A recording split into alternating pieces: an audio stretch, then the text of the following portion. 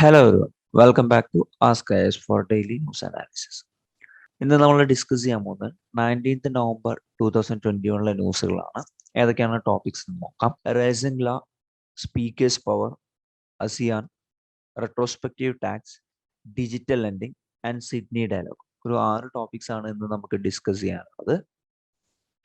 ഒന്നാമത്തെ ടോപ്പിക്കായ റൈസിംഗ് ലാ, GS പേപ്പർ 1 ഇന്ത്യ ആൻഡ് നൈബർഹുഡിന്റെ പാർട്ടായിട്ട് വരുന്ന ഒരു ടോപ്പിക്കാണ് റൈസിംഗ് ലാ എന്ന് പറയുന്നത്. നവംബർ 18 എന്ന് പറയുന്നത് battle of rising 59th anniversary ആണ്. ഈ പറയുന്നതിൽ ഒരു മെമ്മോറിയൽ ഇനാഗ്രേറ്റ് ചെയ്തിട്ടുണ്ട്.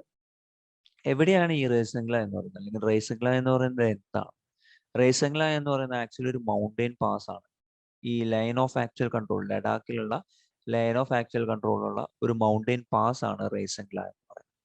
അത് ലൊക്കേറ്റ് ചെയ്തിരിക്കുന്നത് ചുസൂൾ ആൻഡ് സ്പാങ്കൂർ ലേക്കിന്റെ ഇടയിലുള്ള വില്ലേജിലാണ് ഇത് ലൊക്കേറ്റ് ചെയ്തേക്കുന്നത്.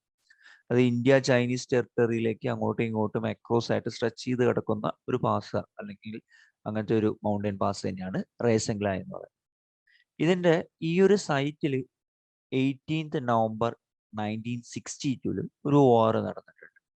ആ ഒരു ഹീറോയിക് ബാറ്റിലിനെ റിമെമ്പർ ചെയ്തുകൊണ്ടാണ് ഈ ബാറ്റിൽ ഓഫ് റൈസിംഗ് ലാ ഇപ്പോഴും അത് ആനിവേഴ്സറി ഒക്കെ നമ്മൾ സെലിബ്രേറ്റ് ചെയ്തുകൊണ്ടിരിക്കുന്നത്. എന്തായിരുന്നു ആ ബാറ്റിൽ? ഏകദേശം 13 കുമോൺ റെജിമെന്റ് അവര് ചൈനീസ് പീപ്പിൾ ലിബറേഷൻ ആർമിനെ 1962 പലതവണ തോൽപ്പിച്ച ഒരു സ്ഥലമാണ് ഈ പറഞ്ഞ റൈസിംഗ് ലാ എന്നുള്ളത്. അപ്പൊ അതിനൊരു ജോഗ്രഫിക്കൽ ഇമ്പോർട്ടൻസ് ഉണ്ട്.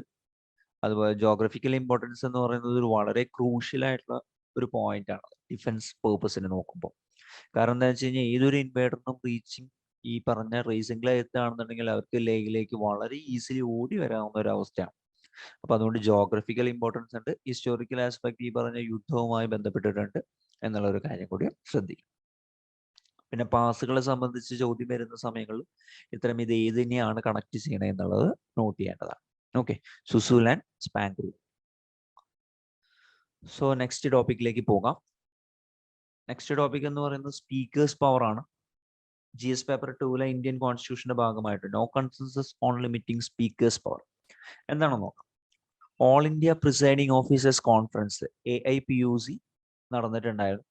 അപ്പൊ അതിൽ അവരൊരു സ്പീക്കറിന്റെ പവേഴ്സ് ആന്റി ഡിഫെക്ഷൻ ലോയിൽ ലിമിറ്റ് ചെയ്യണം എന്നുള്ളൊരു ഐഡിയ ഉണ്ടായിരുന്നു. പക്ഷെ അതൊരു പ്രോപ്പർ ആയിട്ടുള്ള ഒരു കൺസെൻസസിൽ എത്താൻ പറ്റിയിട്ടില്ല. എന്നൊക്കെയാണെങ്കിലും അവർ പറഞ്ഞ വേറെ കുറച്ച് കാര്യങ്ങളുണ്ട്. ക്വസ്റ്റ്യൻ അവറിലും അതുപോലെ തന്നെ പ്രസിഡന്റ്, ഗവർണർ ഇവരുടെ അഡ്രസ്സിലും യാതൊരു ഡിസ്റപ്ഷൻസ് ഉണ്ടാവരുത് എന്നുള്ളൊരു കാര്യം വീണ്ടും അവരെടുത്ത് പറഞ്ഞിട്ടുണ്ട്. ഇതുമായിട്ട് ബന്ധപ്പെട്ടിട്ട് അല്ലെങ്കിൽ ഈ ഒരു കാര്യങ്ങൾ എക്സാമിൻ ചെയ്യുന്നതിന് വേണ്ടിയിട്ട് 2019 ഫോം ചെയ്തൊരു കമ്മിറ്റിയാണ് CP ജോഷി കമ്മിറ്റി. അതായത് 10th ഷെഡ്യൂളിന്റെ ഗ്രൗണ്ട് അല്ലെങ്കിൽ അതിന്റെ ഡിഫെക്ഷന്റെ ഗ്രൗണ്ട്സ് ഏതൊക്കെയാണ്, ഡിസ്ക്വാളിഫിക്കേഷൻ എങ്ങനെയൊക്കെയാണ് എന്ന് വേണ്ടി വരുന്ന കേസുകളിൽ സ്പീക്കറിന്റെ റോൾ എക്സാമിൻ ചെയ്യുന്നതിന് വേണ്ടിയിട്ടാണ് CP ജോഷി കമ്മിറ്റി വന്നത്. അപ്പൊ ഈ കമ്മിറ്റി അഡ്വക്കേറ്റ് ചെയ്ത കാര്യം എന്ന് പറയുന്നത് MP MLA അതുപോലെ തന്നെ ആന്റി ഡിഫെക്ഷൻ ലോയുടെ അണ്ടറിൽ ഇവരെ പുറത്താക്കുന്നത് സ്പീക്കറിന് മാത്രമല്ല അതായത് പൊളിറ്റിക്കൽ പാർട്ടീസിനും കൂടി ആ ഒരു പവർ കൊടുക്കണം എന്നുള്ളത് അവരുടെ ഒരു സജഷൻ ആയിരുന്നു. അപ്പൊ ഇത്രയും കാര്യങ്ങളൊക്കെ നിലവിലുള്ളപ്പോഴാണ് ഈ പറഞ്ഞൊരു മീറ്റിംഗ്, AIPUCയുടെ മീറ്റിംഗ് കാര്യങ്ങൾ നടക്കുന്നത്. അപ്പൊ അങ്ങനെ അവർ അതിന്റെ മുകളിൽ ഒരു റിവ്യൂ കൊണ്ടുവന്നതാണ്. പക്ഷെ അതിൽ പ്രോപ്പർ ആയിട്ടുള്ള ഒരു അഡ്രസ്സിങ് വന്നിട്ടില്ല. എന്താണ് anti defection law? Anti defection law എന്ന് പറയുന്ന 1985 10th ഷെഡ്യൂൾ വന്ന ഒരു കാര്യമാണ്. ആ ഒരു 10th ഷെഡ്യൂളിനെയാണ് പോപ്പുലർലി നമ്മൾ ആന്റി ഡിഫെക്ഷൻ ലോ എന്ന് പറയുന്നത്. അത് കോൺസ്റ്റിറ്റ്യൂഷനിൽ 52nd അമെൻമെന്റ് ആക്ട് പ്രകാരം ആഡ് ചെയ്തൊരു കാര്യം. ഈ അമെൻമെന്റിന്റെ പേർപ്പസ് എന്ന് പറയുന്നത് ഗവൺമെന്റിന്റെ സ്റ്റെബിലിറ്റി ഉറപ്പുവരുത്തുന്നതിന് വേണ്ടിയിട്ട് MP അല്ലെങ്കിൽ MLAs അവരുടെ പൊളിറ്റിക്കൽ പാർട്ടീസ് ചേഞ്ച് ചെയ്യുകയാണെന്നുണ്ടെങ്കിൽ അവരെ ഡിറ്റർ ചെയ്യുന്നതിന് വേണ്ടിയിട്ടുള്ള ഒരു ലോയാണ് ആന്റി ഡിഫെക്ഷൻ ലോ എന്ന്. അപ്പൊ അതായത് ഈ പെനാൾട്ടി കൊടുക്കും. പൊളിറ്റിക്കൽ ലോയൽറ്റീസ് അവർ ഷിഫ്റ്റ് ചെയ്യുകയാണെന്നുണ്ടെങ്കിൽ, അത് പാർലമെന്റ് മെമ്പർഷിപ്പിലോ അങ്ങനെ എന്തെങ്കിലും കാര്യത്തിൽ ചേഞ്ച് ചെയ്യുകയാണെന്നുണ്ടെങ്കിൽ അവരെ MP ആവുന്നതിൽ നിന്നും ബാർ ചെയ്യും. അതുപോലെ തന്നെ ഒരു മിനിസ്റ്റർ ആവുന്നതിൽ നിന്നും ബാർ ചെയ്തുകൊണ്ട് പണിഷ്മെന്റ് കൊടുക്കുന്ന ഒരു കാര്യമാണ് ആന്റി ഡിഫെക്ഷൻ ലോ എന്ന് പറയുന്നത്. ഏതൊക്കെ മെമ്പേഴ്സ് ആണ് ഡിസ്ക്വാളിഫൈഡ് ആവുന്നത്, അല്ലെങ്കിൽ എന്തൊക്കെ കാര്യങ്ങൾക്കാണ് ഇത്തരം ഡിസ്ക്വാളിഫിക്കേഷൻ വരുന്നതെന്ന് നോക്കാം. വോളർലി gives up the membership of his political party. സ്വന്തം മെമ്പർഷിപ്പ്, ആ പാർട്ടിയിലെ മെമ്പർഷിപ്പ് ഒഴിവാക്കുമ്പോൾ ഈ പറയുന്ന ആന്റി ഡിഫെക്ഷൻ ബാധകമാണ്. അല്ലെങ്കിൽ വോട്ട് ചെയ്യുക അല്ലെങ്കിൽ ഡസ് നോട്ട് വോട്ട് ചെയ്യുക ലെജിസ്ലേച്ചറിൽ, അതായത് അവരുടെ പൊളിറ്റിക്കൽ പാർട്ടീസ് ഓരോ ഡയറക്ഷൻസ് കൊടുക്കും, അതിനെതിരെയായിട്ടോ വോട്ട് ചെയ്യണം. ഇപ്പൊ വോട്ട് ചെയ്യരുതെന്ന് പറയുന്ന സമയത്ത് വോട്ട് ചെയ്യുക, അല്ലെങ്കിൽ വോട്ട് ചെയ്യണമെന്ന് പറയുമ്പോൾ ചെയ്യാതിരിക്കുക. ഇത്തരം രീതിയിലുള്ള പ്രവർത്തനങ്ങൾ അവർ നടത്തുകയാണ് എന്നുണ്ടെങ്കിൽ അതും ഒരു ഡിസ്ക്വാളിഫിക്കേഷന് ബാധകമാണ്. പക്ഷെ എന്താണ്, പാർട്ടിയുമായിട്ട് ചർച്ച ചെയ്ത് ഒരു 15 ദിവസം മുന്നേ ഈ പറയുന്ന വോട്ടിങ്ങിൽ ആബ്സെൻസ് ആവുന്നോ അല്ലെങ്കിൽ ആവുന്നുള്ളതൊക്കെ നമുക്ക് പാർട്ടിയോട് മുന്നേ പറഞ്ഞിട്ടുണ്ടെങ്കിൽ അത് കുഴപ്പമില്ലാത്തൊരു അവസ്ഥയാണ്. അപ്പൊ അതിൽ ആന്റി ഡിഫെക്ഷൻ ബാധകമാണ്. ഓക്കെ, നെക്സ്റ്റ് ഒരു ഡിസ്ക്വാളിഫൈ ചെയ്യാനുള്ള ഒരു അവസ്ഥ എന്ന് പറയുന്നത് ഒരു ഇൻഡിപെൻഡന്റ് ആയിട്ടുള്ള കാൻഡിഡേറ്റ് എന്താണ്, പൊളിറ്റിക്കൽ പാർട്ടി ഇലക്ഷന് ശേഷം ഒരു പൊളിറ്റിക്കൽ പാർട്ടിയിൽ ജോയിൻ ചെയ്യുകയാണെന്നുണ്ടെങ്കിൽ അതും ഒരു ഡിസ്ക്വാളിഫിക്കേഷന് ബാധകമാണ്. അതുപോലെ തന്നെ ഒരു നോമിനേറ്റഡ് ആയിട്ടുള്ള മെമ്പർ ആക്ച്വലി 6 മാസത്തിനകം ജോയിൻ ചെയ്യുകയാണെങ്കിൽ കുഴപ്പമില്ല, അതിന് ശേഷമാണ് ജോയിൻ ചെയ്യുന്നതെങ്കിൽ എന്താണ് ഈ പറഞ്ഞ മാതിരി ആന്റി ഡിഫെക്ഷന് ബാധകമാണ്. ഇങ്ങനെയൊക്കെയാണ്, ഇത്രയും കാര്യങ്ങൾ ഉണ്ടെങ്കിൽ പോലും ഈ പറഞ്ഞ ലെജിസ്ലേഷൻസ് ഈ ഡിസ്ക്വാളിഫിക്കേഷന്റെ റിസ്ക് ഇല്ലാത്ത ചില സർക്കംസ്റ്റാൻസസിൽ എന്ത് ചെയ്യാൻ പറ്റും, എക്സെപ്ഷൻസും കൊടുക്കുന്നുണ്ട്. അതായത് ഒരു പാർട്ടി മറ്റൊരു പാർട്ടിയുമായിട്ട് മെർജ് ചെയ്തു, അപ്പൊ അവരുടെ പൊളിറ്റിക്കൽ പാർട്ടി മാറി, അല്ലെങ്കിൽ അവരുടെ ആ ഒരു ആദ്യം ഉണ്ടായിരുന്ന പാർട്ടിയുടെ ഐഡിയോളജീസ് കാര്യങ്ങളിൽ നിന്ന് വ്യത്യസ്തമായി, അത്തരം കേസുകളിലൊന്നും എന്താണ് ഈ പറഞ്ഞ ആന്റി ഡിഫെക്ഷനിലോ വലിയ വിഷയമായിട്ട് വരുന്നില്ല. അതുപോലെ തന്നെ ഒരു വ്യക്തി ഇപ്പൊ ഈ പറയുന്ന പ്രിസൈഡിങ് ഓഫീസർ ആവുന്ന സമയത്ത് നമ്മൾ പാർട്ടി മെമ്പർഷിപ്പ് വേണ്ട വെക്കും. അപ്പൊ അത്തരം സമയങ്ങളിലും എന്താണ് ആന്റി ഡിഫെക്ഷനിലോ കാര്യങ്ങളോ വിഷയമല്ല. അതിപ്പോ ആ ഒരു പൊസിഷനിൽ നിന്ന് ഇറങ്ങുമ്പോൾ വീണ്ടും പാർട്ടിയിൽ റീജോയിൻ ചെയ്യും. അപ്പൊ ആ ഒരു 2-3 കേസുകൾ അല്ലെങ്കിൽ ഇത്രയും കാര്യങ്ങളിലൊക്കെ എക്സെപ്ഷൻസ് കൊടുത്തിട്ടുണ്ട്. ഇനി പറഞ്ഞിരുന്ന ഒരു കാര്യം, decision of the presiding officer is subjected to judicial review. ആ ഒരു ലോ ആദ്യം കൊണ്ടുവന്നപ്പോൾ പ്രിസൈഡിങ് ഓഫീസർ എന്താണോ തീരുമാനിക്കുന്നത് അത് യാതൊരു കാരണവശാലും ജുഡീഷ്യൽ റിവ്യൂക്ക് ബാധകമായിരുന്നില്ല. പക്ഷെ അത് ജുഡീഷ്യൽ റിവ്യൂക്ക് ഇന്ന് ബാധകമാണ്. പക്ഷെ ആ ഒരു കണ്ടീഷൻ സുപ്രീം കോടതി ഒന്നുകൂടി പുതുക്കിയിട്ട് പറഞ്ഞ എന്താ വെച്ച് കഴിഞ്ഞാൽ, ആ ഒരു ജുഡീഷ്യൽ ഇന്റർവെൻഷൻ വേണോ വേണ്ടേ എന്നുള്ളത് പ്രിസൈഡിങ് ഓഫീസർ അവരുടെ ഓർഡർ കൊടുത്തതിന് ശേഷം മാത്രം. അതായത് ആന്റി ഡിഫെക്ഷൻ പ്രഖ്യാപിക്കും എന്ന് പറഞ്ഞു, അല്ലെങ്കിൽ ഇന്ന പാർട്ടി ആൾക്കാർക്കെതിരെ പറയുമെന്ന് പറഞ്ഞുകൊണ്ട് പ്രത്യേകിച്ച് കാര്യമില്ല, അതിനെതിരെ ജുഡീഷ്യൽ റിവ്യൂ പോകാൻ പറ്റില്ല. പക്ഷെ അത് റിട്ടേൺ ആയിട്ട് ഒരു ഓർഡർ ആയി ഇവരെ പുറത്താക്കിയാൽ മാത്രമാണ് എന്ത് ചെയ്യാൻ പറ്റുള്ളൂ, ഇത്തരം ജുഡീഷ്യൽ റിവ്യൂക്ക് സ്കോപ്പ് ഉള്ളൂ. അതുവരെ എന്താണ് ഈ പറയുന്ന ലോവിനെതിരെ നമുക്ക് റിവ്യൂ പോകാൻ പറ്റില്ല. അതുപോലെ തന്നെ ഈ പറയുന്ന പ്രിസൈഡിങ് ഓഫീസർ എപ്പോൾ ഡിസൈഡ് ചെയ്യും എന്നുള്ളതാണ് നെക്സ്റ്റ് ക്വസ്റ്റ്യൻ. അതങ്ങനെ സ്പെസിഫിക് ആയിട്ടുള്ള ഒരു ടൈം ലിമിറ്റ് കാര്യങ്ങളൊന്നും പറഞ്ഞിട്ടില്ല. അതായത് ആന്റി ഡിഫെക്ഷന്റെ ഒരു പ്രവർത്തനം അവർ ചെയ്തു കഴിഞ്ഞാൽ സ്പോട്ടിൽ തന്നെ പറയണമെന്നില്ല, അത് സ്പീക്കറുടെ അല്ലെങ്കിൽ ഈ പറയുന്ന പ്രിസൈഡിങ് ഓഫീസറുടെ ഇഷ്ടമാണ്. Okay, next topic ASEAN. ASEAN ഈ അടുത്ത് ചൈനേനെ ഒന്ന് ഒബ്ജക്ട് ചെയ്യുന്നുണ്ട്. മ്യാൻമാർ ജൂത ഈ അവരുടെ ഒരു സമ്മിറ്റിൽ ജോയിൻ ചെയ്യുന്നതിനെ ചൈന സപ്പോർട്ട് ചെയ്തപ്പോൾ അതിനെ ASEAN ഒബ്ജക്ട് ചെയ്തു. അപ്പൊ അതുമായിട്ട് ബന്ധപ്പെട്ടുള്ള കാര്യമാണ്. GS പേപ്പർ 2-ലെ ഇമ്പോർട്ടന്റ് ഇന്റർനാഷണൽ ഇൻസ്റ്റിറ്റ്യൂഷൻസ് അല്ലെങ്കിൽ ഏജൻസീസുമായിട്ട് ബന്ധപ്പെട്ട് വരുന്ന ഒരു ടോപ്പിക്കാണ്. ചൈനീസ് എൻവോയ് ലോബി ചെയ്ത് ഈ പറഞ്ഞ സൗത്ത് ഈസ്റ്റ് ഏഷ്യൻ നാഷൻസിന്റെ മ്യാൻമാറിൽ ഇപ്പോൾ നിലവിലുള്ള ഒരു മിലിറ്ററി റൂളർ അറ്റൻഡന്റ് ആണ്. അപ്പൊ അവർ ഈ പറഞ്ഞ ASEAന്റെ സമ്മിറ്റിൽ പങ്കെടുക്കണം എന്നുള്ളൊരു കാര്യം മുന്നോട്ട് വെച്ചപ്പോൾ ചൈന പ്രസിഡന്റ് എന്ത് ചെയ്തു, അവരെ കൊണ്ടുവരാനുള്ള ഒരു ഐഡിയ ആയിരുന്നു. അപ്പൊ അതുകൊണ്ട് എന്ത് സംഭവിച്ചു, ASEAN അവർ വളരെ ഒബ്വിയസ് ആയിട്ട് തന്നെ എന്ത് ചെയ്തു, എതിർക്കുകയാണ് ചെയ്തത്. മ്യാൻമാർസ് ഇപ്പോഴും എന്താണ് Association of South East Asian Nations അല്ലെങ്കിൽ ASEAന്റെ ഒരു മെമ്പർ തന്നെയാണ്.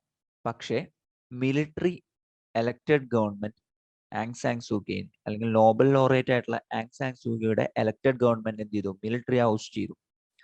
അതവിടെ ഒരുപാട് പ്രശ്നങ്ങളും കാര്യങ്ങളും ഉണ്ടാക്കി. അപ്പോൾ അതുകൊണ്ട് എന്താണ് ASEAN ലീഡേഴ്സ് മ്യാൻമാറിന്റെ മിലിറ്ററി ചീഫിനെ ഇതിലേക്ക് കൊണ്ടുവരാൻ ഉദ്ദേശിക്കുന്നില്ല. ലേറ്റർ അവിടെയുള്ള നോൺ പൊളിറ്റിക്കൽ ഫിഗേഴ്സ് കാര്യങ്ങളൊക്കെ എന്താണ് അവർക്ക് ഈ പറഞ്ഞ മീറ്റിംഗിൽ അറ്റൻഡ് ചെയ്യാം, അതിനൊന്നും കുഴപ്പമില്ല. പക്ഷെ മ്യാൻമാറിനെ റെപ്രസെന്റ് ചെയ്യാനുള്ള കാര്യങ്ങൾ പറ്റില്ല. എന്താണ് ASEAN? ASEAN അല്ലെങ്കിൽ association of South East Asian nations എന്ന് പറയുന്ന റീജിയണൽ ഓർഗനൈസേഷൻ ആണ്. അത് എസ്റ്റാബ്ലിഷ് ചെയ്തിരിക്കുന്ന പൊളിറ്റിക്കലും അതുപോലെ തന്നെ സോഷ്യൽ സ്റ്റെബിലിറ്റി, അതുപോലെ തന്നെ ഈ ഏഷ്യൻ പസഫിക് പോസ്റ്റ് കൊളോണിയൽ സ്റ്റേറ്റ്സിൽ ഉണ്ടാവുന്ന ടെൻഷൻസിനെ അഡ്രസ് ചെയ്യുക, ഇത്തരം കാര്യങ്ങൾക്കൊക്കെ വേണ്ടിയിട്ടുള്ള ഒരു അസോസിയേഷൻ ആണ് association of South East Asian Nations അല്ലെങ്കിൽ ASEAN എന്ന് പറയാം. അവരുടെ മോട്ടോ എന്ന് പറയുന്നത് 1 വിഷൻ 1 ഐഡന്റിറ്റി 1 കമ്മ്യൂണിറ്റി. അതായത് ഈ ഒരു റീജിയണിൽ എല്ലാവർക്കും ഒറ്റ വിഷൻ ഒറ്റ ഐഡന്റിറ്റി അതുപോലെ തന്നെ ഒരു കമ്മ്യൂണിറ്റി ആയിട്ട് ഒരുമിച്ച് ചേർന്ന് പ്രവർത്തിക്കുന്ന ഒരു ഐഡിയോളജിയാണ്. ASEAന്റെ സെക്രട്ടേറിയറ്റ് ലൊക്കേറ്റ് ചെയ്തിരിക്കുന്നത് ഇന്തോനേഷ്യ, ജക്കാർത്തയില് ഇന്തോനേഷ്യയിലാണ് അത് ലൊക്കേറ്റ് ചെയ്തിരിക്കുന്നത്. ഓക്കെ, ഇന്തോനേഷ്യ ജക്കാർത്തയിലാണ്. അവരുടെ ജനസിസ് എന്ന് പറഞ്ഞു കഴിഞ്ഞാൽ 1967 എസ്റ്റാബ്ലിഷ് ചെയ്തത് ASEAN ഡിക്ലറേഷൻ അല്ലെങ്കിൽ ബാങ്കോക്ക് ഡിക്ലറേഷൻ എന്ന് പറയുന്ന ഒരു ഡിക്ലറേഷനിൽ ഒപ്പുവെക്കുന്നതോട് കൂടിയിട്ടാണ്. അന്ന് അത് കണ്ടുപിടിക്കുന്ന അല്ലെങ്കിൽ അതിന്റെ ഫൗണ്ടിങ് ഫാദേഴ്സ് എന്നറിയപ്പെടുന്ന Indonesia, Malaysia, Philippines, Singapore and Thai. പിന്നീട് അതിൽ പല മെമ്പേഴ്സും കൂടി വന്നു.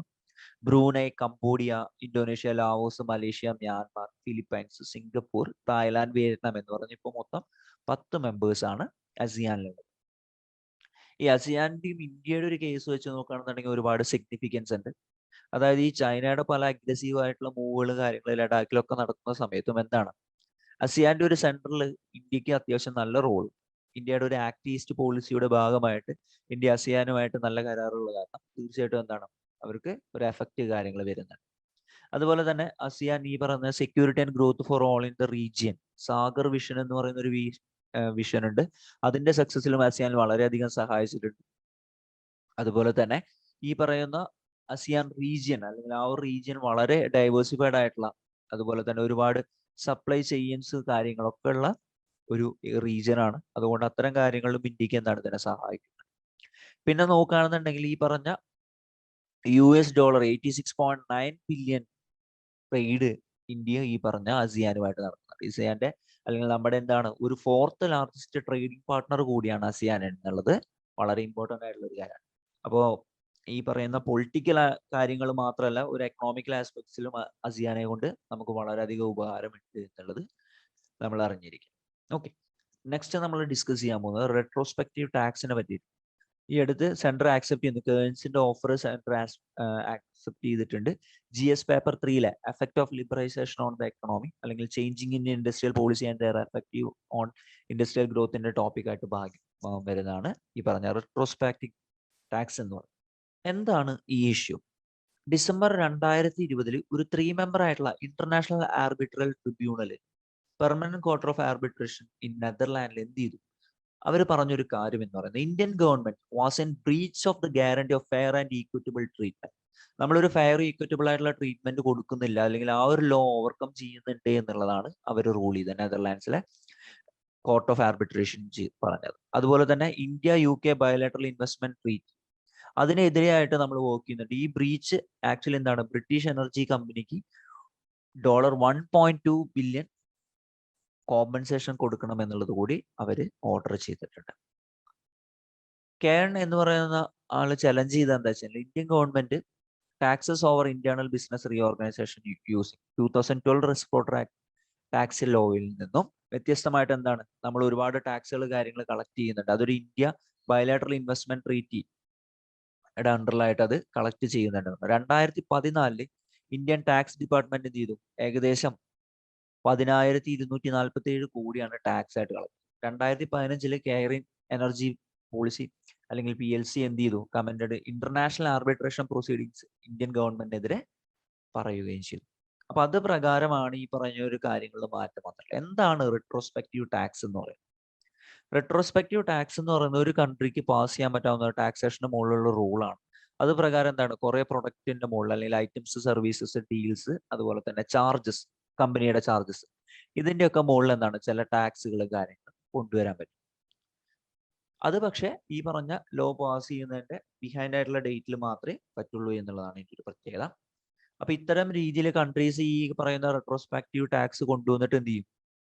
അവരുടെ ടാക്സേഷൻ പോളിസിയിൽ എന്തെങ്കിലും ഉണ്ടെങ്കിൽ അതിന്റെ പാസ്റ്റ് ലെവൽ പ്രശ്നങ്ങൾ ഉണ്ടെങ്കിലും ഈ പറയുന്ന ലൂപ്പ് ഹോൾസ് കാര്യങ്ങൾ എടുത്തുകൊണ്ട് കമ്പനീസിന് ഒരുപാട് അഡ്വാൻറ്റേജ് കൊടുക്കുന്നുണ്ട്. പക്ഷേ എന്താണ് ഇന്റർപ്രറ്റഡ് ആയിട്ടുള്ള നോർമലി ഉള്ള ടാക്സിനെ ഇത് അറിഞ്ഞുകൊണ്ടോ അറിയാതെയോ ഒക്കെ പല രീതിയിൽ കമ്പനീസിനെ സംബന്ധിച്ച് അത് വളരെയധികം ബുദ്ധിമുട്ട് ഉണ്ടാക്കുന്നുണ്ട്. ഇനി ഈ ഒരു കാര്യത്തിൽ റൂളിംഗ് കൊണ്ടുവന്ന ആരാണ്? Permanent court of arbitration 1899 establish ചെയ്തിട്ടുള്ള ഈ പെർമനന്റ് കോർട്ട് ഓഫ് ആർബിട്രേഷന്റെ ഹെഡ്ക്വാർട്ടേഴ്സ് ഹേജിലാണ്, നെതർലാൻഡ്സ്. ഇതൊരു ഇന്റർ ഗവൺമെന്റൽ ഓർഗനൈസേഷൻ ആണ്.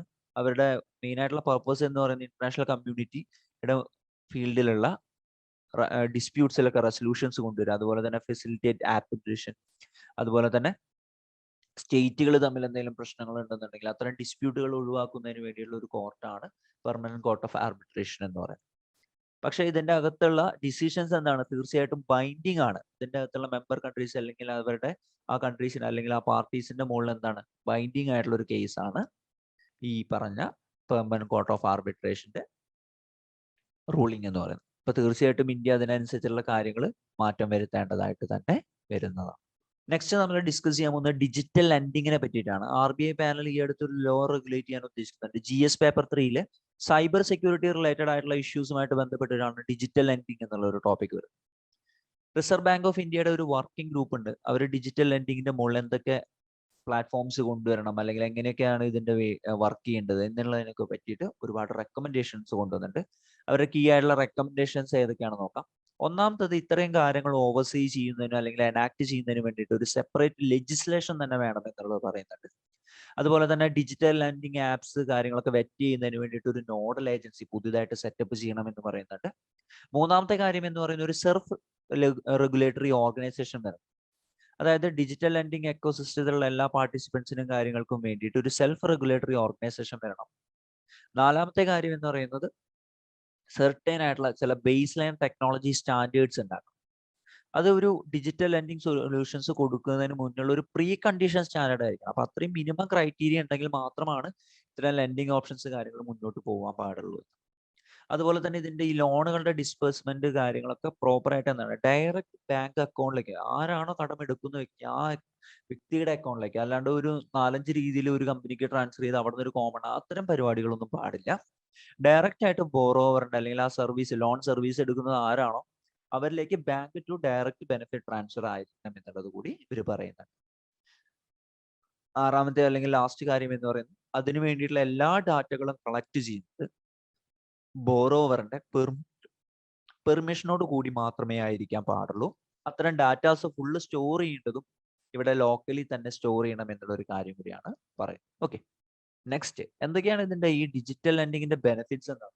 ഡിജിറ്റൽ ലെൻഡിങ്ങിന്റെ ബെനിഫിറ്റ്സ് എന്ന് പറയുന്നത് ഫിനാൻഷ്യൽ പ്രൊഡക്റ്റ് അതുപോലെ തന്നെ സർവീസസും കുറച്ചുകൂടി ഫെയർ ആവും, എഫിഷ്യന്റ് ആവും, ഒരുപാട് പേർക്ക് പെട്ടെന്ന് ആക്സസ് ചെയ്യാൻ പറ്റും, കുറച്ചുകൂടി ട്രാൻസ്പെറൻസി കൂടി, ഒരുവിധം ഓൺലൈൻ ട്രാൻസാക്ഷൻസ് കാര്യങ്ങളാകുമ്പോൾ കുറച്ചുകൂടി ട്രാൻസ്പെറൻസി വളരെ ഫാസ്റ്റ് ആയിട്ട് തന്നെ മൂവ് ചെയ്യുന്ന ഒരു രീതിയിലേക്ക് മാറും.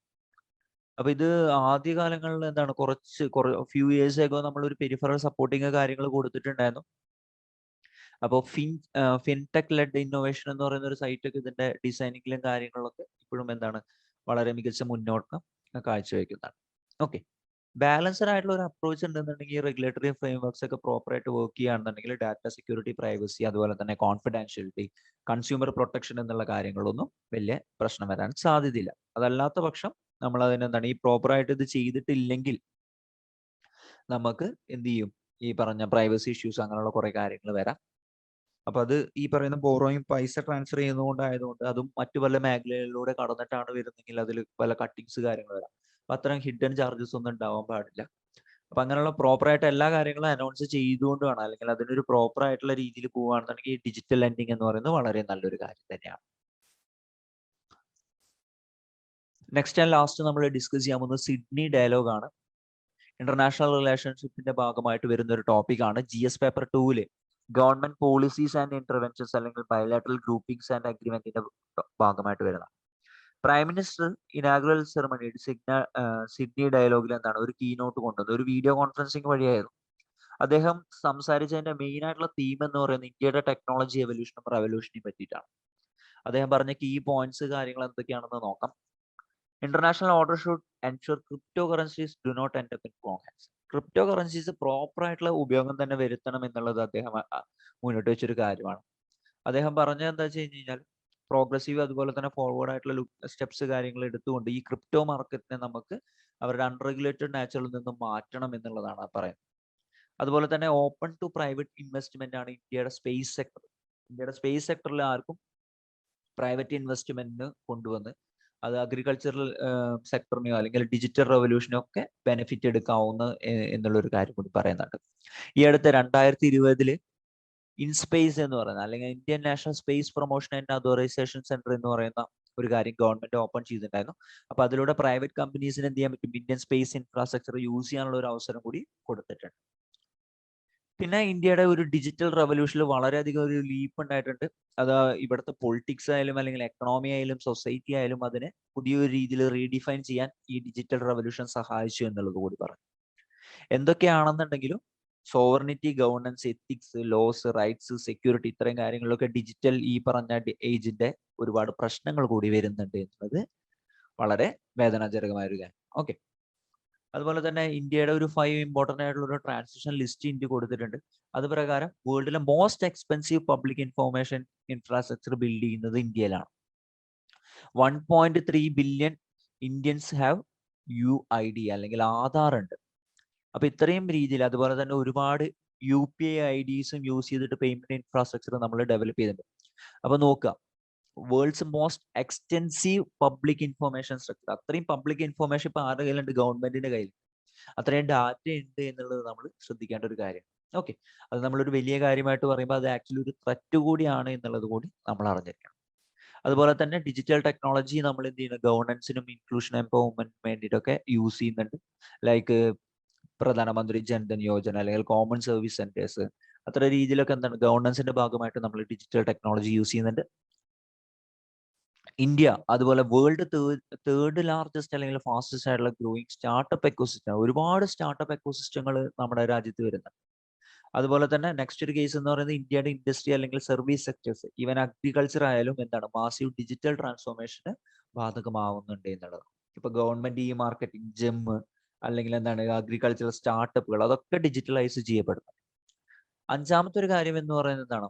Large effort to prepare India for the future. ഇന്ത്യയുടെ ഫ്യൂച്ചറിന് വേണ്ടിയിട്ട് ഇന്ത്യ ഒരുപാട് കാര്യങ്ങൾ ചെയ്യുന്നുണ്ട്. Investing in developing indigenous capabilities like 5G 6G അത്തരം ടെലികോം ടെക്നോളജീസിൽ നമ്മൾ ഇൻവെസ്റ്റ് ചെയ്യുന്നുണ്ട്.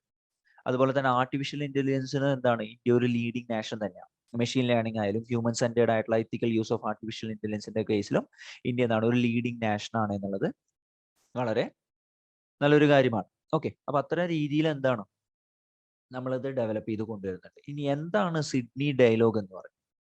സിഡ്നി ഡയലോഗ് എന്ന് പറയുന്ന ഒരു initiative of Australian strategic policy institute ആണ്. അവരുടെ ഒരു ഇനീഷ്യേറ്റീവ് ആണ്. ഇതൊരു ആനുവൽ സബ്മിറ്റ് ആണ്. എന്തിനു വേണ്ടിയിട്ട്? സൈബർ ആൻഡ് ക്രിട്ടിക്കൽ ടെക്നോളജീസിനെ ഡിസ്കസ് ചെയ്യുന്നതിനും ഡിജിറ്റൽ ഡൊമൈനിലെ കാര്യങ്ങൾ, ലോ ആൻഡ് ഓർഡർ വേൾഡ് ലെവലിൽ എങ്ങനെയൊക്കെയാണ് മാറ്റങ്ങൾ വരുത്തിയത്, അല്ലെങ്കിൽ എന്തെങ്കിലും ചേഞ്ചസ് കൊണ്ടുവരണം എന്നുള്ളതൊക്കെ അറിയുന്നതിന് വേണ്ടിയിട്ടുള്ള ഒരു പ്ലാറ്റ്ഫോമാണ്. അതുകൊണ്ടാണ് ഇപ്പൊ എന്താണ് നമ്മുടെ ഇതിന്റെ തീം ഓഫ് ദ ടോപ്പിക് എന്ന് പറഞ്ഞാൽ എന്തായിരുന്നു? India's technology evolution and revolution. അപ്പൊ ആ ഒരു ഏരിയയിലുള്ള ഒരു ടോപ്പിക്കാണ് സിഡ്നി ഡയലോഗ് എന്ന് പറയുന്നത്. ഓക്കെ, അതുപോലെ തന്നെ വേറെയും കുറെ ഇനീഷ്യേറ്റീവ്സ് ഉണ്ട്.